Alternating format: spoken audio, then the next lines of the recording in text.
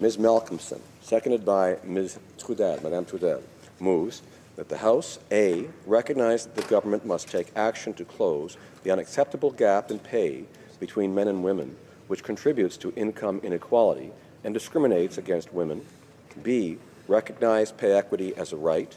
C, call on the government to implement the recommendations of the 2004 Pay Equity Task Force report and restore the right to pay equity in the public service, which was eliminated by the previous Conservative government in 2009, and D, appoint a special committee with the mandate to conduct hearings on the matter of pay equity and to propose a plan to adopt a proactive federal pay equity regime, both legislative and otherwise, and I, that this, and sub 1, that this committee consist of 10 members, which shall include 6 members from the Liberal Party, 3 members from the Conservative Party, and 1 member from the Democratic Party, provided that the chair is from the Government Party. 2, that in addition to the chair, there be 1 vice chair from each of the recognized opposition parties. 3, that the committee have all of the powers of a standing committee as provided in the standing orders, as well as the power to travel, accompanied by the necessary staff, subject to the usual authorization from the House. 4, that the members to serve on the said committee be appointed by the whip of each party, depositing with the acting clerk of the House a list of his or her party's members of the committee no later than February 17, 2016. 5, that the quorum of the committee be as provided for in Standing Order 118, provided that at least 1 member of each recognized party be present. 6, that membership substitutions be permitted from time to time if required, in the matter provided for in Standing Order 114.2. 7, that the committee report to the House no later than June 10, 2016. The honourable member for Nanaimo, Ladysmith.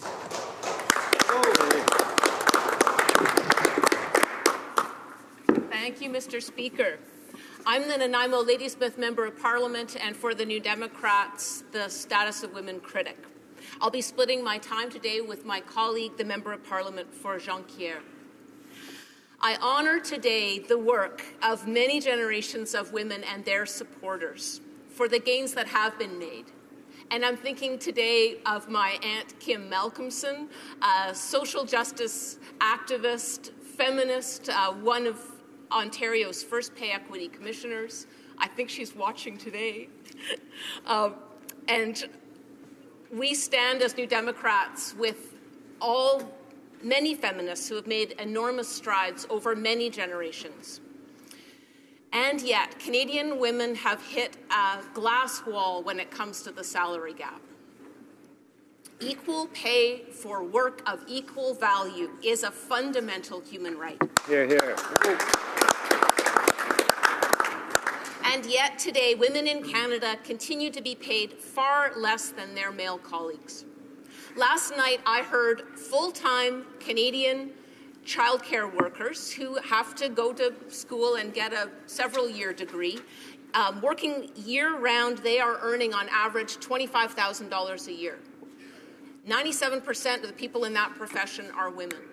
A comparable as profession, 97% male, would be truck drivers. They're also well-trained. They earn $45,000 a year on average. 25 versus 45, it's not fair. On average, women working in Canada full-time year-round make only 77% of what their male colleagues do. And the gap is even worse for Indigenous women, women of colour, transgender women, and women living with disabilities. Canada is one of the worst countries in the world when it comes to the gender gap. Canada ranks 30th out of 34 OECD countries on this measure. And this is unacceptable.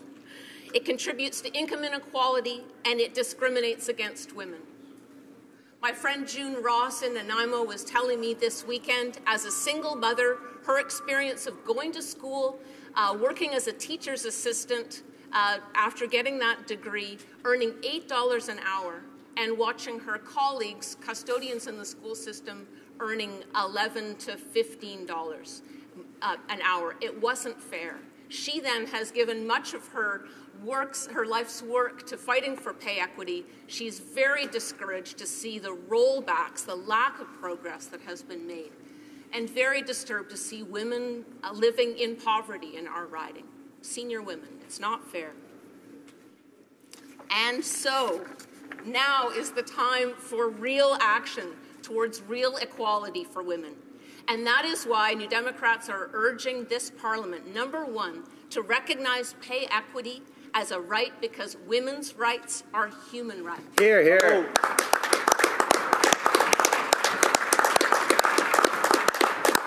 Canada has excellent and very strong international and national direction to do so. In 1976, Canada ratified the UN International Covenant on Economic, Social and Cultural Rights, which requires remuneration which provides all workers with fair wages and equal remuneration for work of equal value. In 1977, the Canadian Human Rights Act was amended to state it is a discriminatory practice for an employer to establish or maintain differences in wages between male and female employees employed in the same establishment who are performing work of equal value.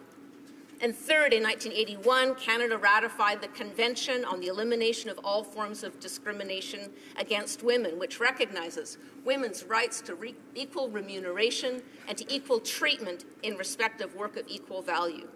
It's been 40 years since Canada committed to those three foundational documents, and we still haven't got to where we need to be.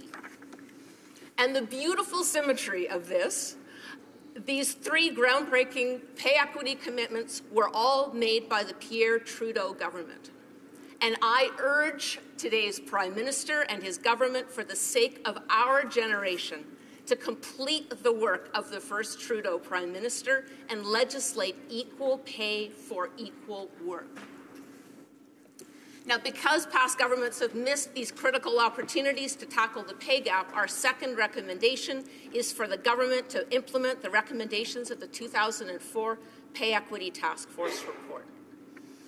In 2000, the then Liberal government established this task force. In 2004, the task force recommended standalone, proactive pay equity legislation that the Liberals of the day failed to adopt. Then, in 2009, the Conservatives actually attacked pay equity in the public service, and that leads to our third recommendation, that the government restore the right to pay equity in the public service, which was eliminated by the Conservatives. The 2009 Public Sector Equitable Compensation Act was yet another bill that does the exact opposite of what its title suggests. It made it more difficult for women in the public sector to achieve equal compensation.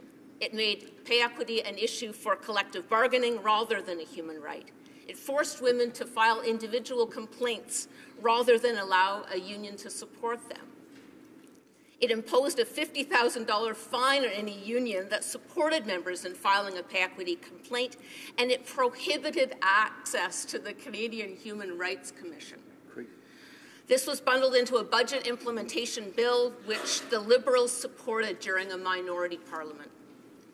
Now, to undo that damage and to carry forward the work that the previous government did not complete, we urge this Parliament to, our fourth recommendation, appoint a special committee to conduct hearings on pay equity and propose proactive pay equity legislation.